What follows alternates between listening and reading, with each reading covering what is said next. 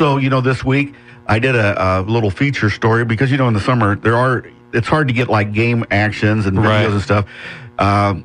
College football is talking about eliminating the kickoff. Yep. Pop Warner has done it for this year, so we did a story on that, and I was very thankful. I had coaches from 3 different states, ones that I knew in Ohio, ones that I knew in Wisconsin, ones I knew right here, that all commented on it, and it is a split view, but after the concussion thing, you can see that coming, so we'll have to see what happens. You can probably see it coming. I don't think coaches around here would want to do that. It's 50-50. I was really surprised. Other than a small handful of teams, most teams don't have a kicker that can kick it to the end zone around here. So, getting better at it, though. Yeah, some are getting better at it, but so there's a lot of returns that happen. We see a lot of teams that have very good returners that can really turn the game on its side there when they make a big play. So I could see a lot of coaches around here not wanting to do that, just because they've probably benefited from it a lot over the years from, short kicks and good returns and things like that. Well, there's a coach in Ohio that was right near where I lived at, and they've won like 4 state titles in a row. He is vehemently against it, and he had some really good reasons. He says, why do you think we win stuff? Is because our kicking game is a big part of our game. So. And I tell you what, I thought, like when Boylan was making their run a couple years ago, won a couple state titles, I thought a big difference for them, when they got deep into the playoffs and things like that was their kicking game. They had such an advantage every time they played. And one year was their return game. Yeah, that too. Remember that? Exactly. They wouldn't have kicked off and he wouldn't have returned that. They probably wouldn't have went to the next level. It was a punt return at the end of the game. Yeah, I think it was Cacciatore was his first year, wasn't it? It was a punt return at the end of the game and it gets taken back for a touchdown, and then they go for 2 at the end of the game, and that was that. And punts will be next. That'll be It'll be interesting to see how all that works out. If you get a chance, folks, take a look at that story because it's a lot. It's not the story that I wrote, but the coaches and their comments and stuff like that.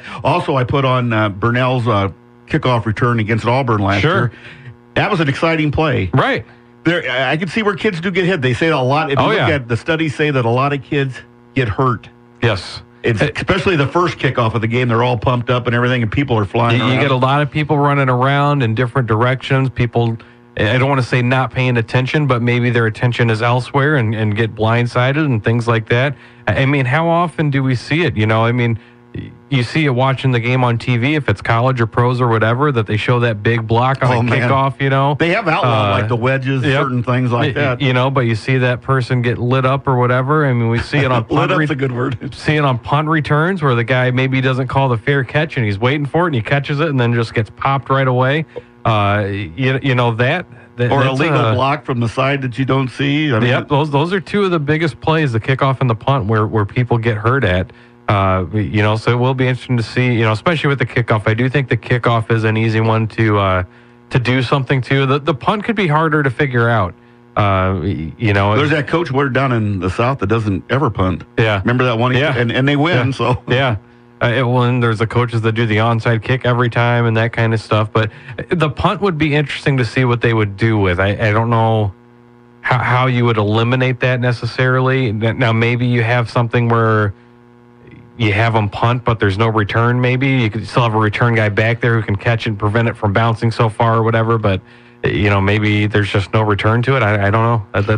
That's an interesting conundrum. And everybody said, well, that'll never happen. I don't think people thought 30 years ago that there'd be all these lawsuits with concussions and football helmets getting sued and nobody knew what was going on at the time. Back in the day, they just called it getting your bell rung and, I just got my bell rung and, turns out you probably had a concussion. And one football coach who agrees with getting rid of the kickoff said, well, look at alternate possession in basketball on the...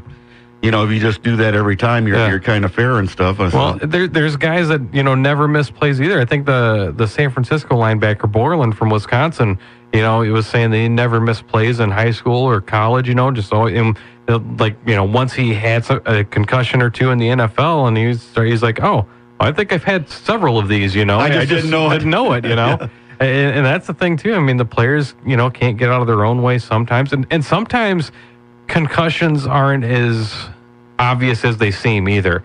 Sometimes somebody gets hit, it doesn't seem like it was a big play, but if you get hit just right, or whatever, that, so it might not be, obviously if you see the guy get laid out on a punt return or a big block or whatever, you're going to check that guy for a concussion, but sometimes it's not that big collision like that causes it either.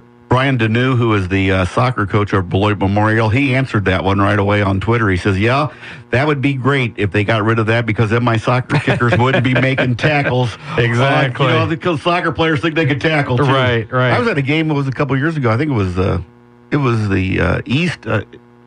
was Jefferson kickoff guy, and he was a soccer guy. Great kicker. He was doing good, and he just laid somebody out off the sideline and got into a fight, and then got suspended. They couldn't even. It was a soccer player. I remember you talking about that. You're like, the kicker got suspended. And I'm like, wow. I think Coach Babcock was there, and I know he was livid. He said, "You're a soccer player. Don't be doing that stuff." So, why don't we take a time out, and we'll get back with some more of our Stateline Sports Hour, because it's too hot to do anything else, folks. I'm glad I'm not moving today to another house. Not that I know anybody that is. We'll take a time out here on the Stateline Sports Hour here on News Talk 1440 WROK. I have